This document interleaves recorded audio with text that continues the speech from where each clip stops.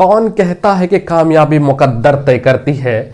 कौन कहता है कि कामयाबी मुकद्दर तय करती है? इरादों में दम हो तो मंजिलें भी चुका करती है। जोहार, आदाब, नमस्कार। मैं जुबैर अहमद।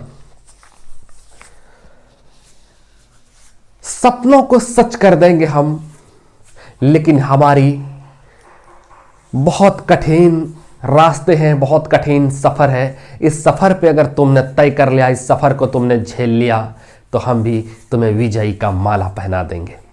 ये एक बहुत बड़े बुजुर्ग लोगों का ये कहना है और ये बात सच है, ये बात हकीकत है कि कामयाबी मुकद्दर और कामयाबी रिजल्ट, ये परिणाम बहुत आसानी से नहीं मिलते हैं। परिणाम के लिए बहुत स्ट्रगल करने पड़ते हैं, बहुत स्ट्रगल करने पड़ते हैं।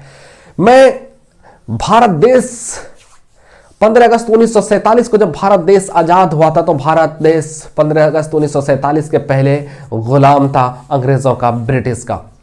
यानी कि मुगल काल में ये गुलाम हो चुका था। मुगल काल में ही औरंगजेब के बाद मुगल का सबसे आखिरी बादशाह, मजबूत बादशाह औरंगजेब के बाद, उसके बाद मुगल का ही शासन काल रहा, लेकिन बट उतना मजबूत नहीं था, कमजोर शासक थे। और उसी के शासन काल में भारत गुलाम हुआ। और जब गुलाम हुआ तो यहाँ के स्वतंत्रता सेनानियों ने इतनी कुर्बानियां दिया, इतना स्ट्रगल किया, इतना स्ट्रगल किया। ये स्ट्रगल का ही नतीजा है कि आज इंडिया लोकतंत्र है। इंडिया आज भारत के लाल किले पर झंडा फहराया जाता है, 15 अगस्त मनाया जाता है, 26 जनवरी मनाया जाता है।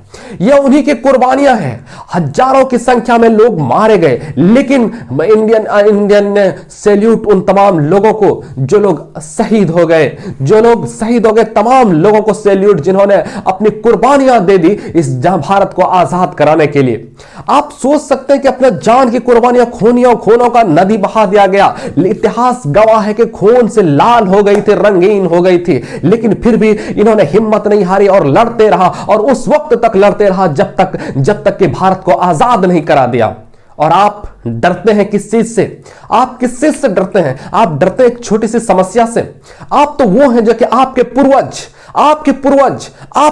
इतिहास गवाह है कि आपके पूर्वज ने खून की नदियां बहाया था, खून, ये मिट्टी लाल कर दी थी, खून से रंगीन हो गया था, तब जाकर के रिजल्ट दिया, तब जाकर के भारत आजाद हुआ। और आप असफलता हो जाते हैं, आप मुसीबतें आज थोड़ी सी आ जाती है तो आप परेशान हो जाते हैं। अरे आपके अंदर भी तो वही खून है, आपके अंदर भी तो वही जुनून है, आपके अंदर तो वही खून है जो आपके पूर्वज ने भारत को आजाद कराने के लिए खून बहाया था। आपके अंदर भी तो वही खून है ना, आपके अंदर भी तो वही लहू है ना। तो फिर आपका लहू, आपका खून इतना शांत क्यों है? इतना शांत क्यों है जो थोड़ी सी मुसीबत से डरते हैं और सपनों को पीछा करना छोड़ देते हैं, सपनों को छोड़ देते हैं। अपने मंजिल तक पहुंचने के लिए आप अपनी यात्रा को रोक लेते हैं कि शायद हमसे ना हो सकेगा। आपके अंदर वो जुनून नहीं है, आपके अंदर वो उबाल नहीं है। क्या उसके अंदर वो दूसरा खून था? आपके अंदर क्या दूसरा खून है? तो आपके अंदर भी वही खून है, आपके पूर्वजों का भी वही खून है। तो आप इतना शांत क्यों बैठे हैं? उठो और जाओ,